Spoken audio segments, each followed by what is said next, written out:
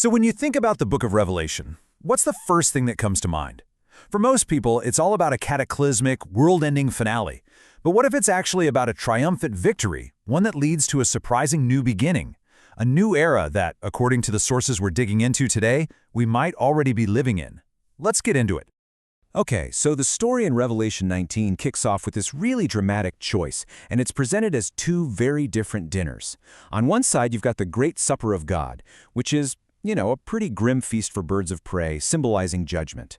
But on the other side, you have the Marriage Supper of the Lamb, this joyous, incredible wedding feast of ultimate blessing. And the whole narrative really boils down to one simple question. Which party do you get an invitation to? And this is the invitation that changes absolutely everything.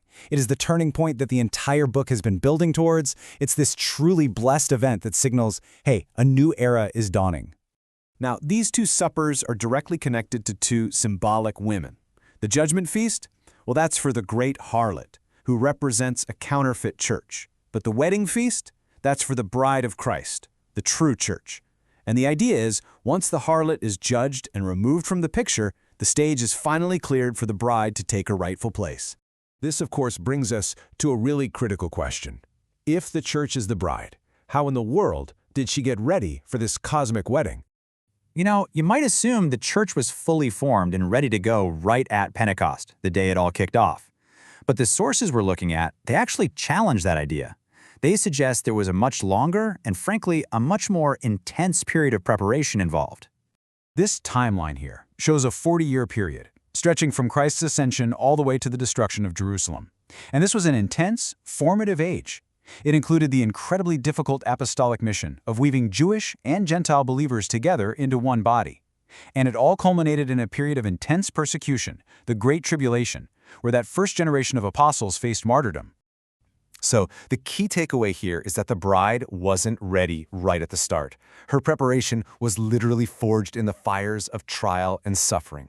The sources we're looking at describe this as a kind of political death and resurrection for the early church, a really painful but absolutely necessary process to make her ready for her groom.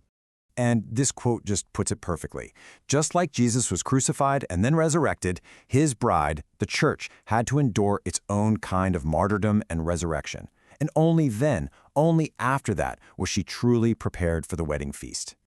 So, with the bride finally ready, the wedding feast can begin. And that feast has a pretty famous name, the Millennium, or the 1,000-year reign. And here is where this interpretation gets really, really fascinating. The sources we're looking at argue that the Millennium isn't some far-off future event.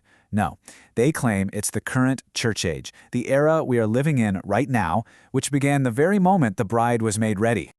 So let's just define this clearly. According to this view, the Millennium is the age of the Great Commission, and these sources argue it was only fully unleashed after the destruction of the Old Temple system in AD 70. That single event marked the end of the Old World and the definitive beginning of the New. Okay, so why AD 70? What's the logic here? Well, it goes like this. At Christ's ascension, Satan was cast down from heaven. Then, in AD 70, he was bound. Now hold on, this doesn't mean he became powerless. The sources are very specific. He was bound for a particular purpose, so he could no longer deceive all the nations at once. This critical limitation is what swung the doors wide open for the gospel to truly go global. Okay, so if we're living in the age of the millennium, what about the place? I mean, what about that glorious city, the New Jerusalem? The author of Hebrews does something really interesting here. He doesn't say you will come, he says you have come. It's past tense. This suggests that the New Jerusalem isn't just some future destination, but it's a present spiritual reality for believers. It's like we are already citizens of this heavenly city. And what that means, if you follow the logic, is that the New Jerusalem, this magnificent, glorious city, is actually a powerful symbol for the church itself, existing right here, right now, in this millennial age. And the symbolism here is just incredible. I mean, check this out. The foundation of the city is the 12 martyred apostles. The gates are pearls from the Gentile sea, signifying the union of all people. It's guarded by angels, which these sources interpret as pastors. And get this, it's built from the spoils of defeated Babylon, because God always builds his sanctuary from the ruins of his enemies. You have to understand, this represents a huge shift. I mean, a massive one. In the old creation, God's presence was tied to one central physical place, like the temple in Jerusalem.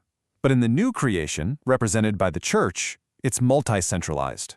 His presence is wherever his people gather, which makes every local church a new center of the kingdom. So if this city is the church, and we are living in it right now, what does that actually mean for us today? What's the defining characteristic of the New Jerusalem in its present form? The answer is so profound. Its gates are always open. Just think about that for a second. A city at war keeps its gates shut tight. A completed city, one that's finished, might seal them forever. But a city with open gates, that's a city on a mission. It signifies an ongoing invitation, a constant, radical welcome to the nations. And this is the final call of the entire book of Revelation. It's not a closed-off statement from the past. It is an active, present-tense invitation. The Spirit and the bride, that's the church, are still calling out to the world, inviting everyone to come and drink the water of life freely. The mission is not over. Which leaves us with this final thought. If the millennium is now, and if the church is the New Jerusalem with its gates thrown wide open, then the story of Revelation isn't just some ancient text about the future. It's an ongoing reality. That invitation is still going out, right now. The only question left is, who's being invited in today?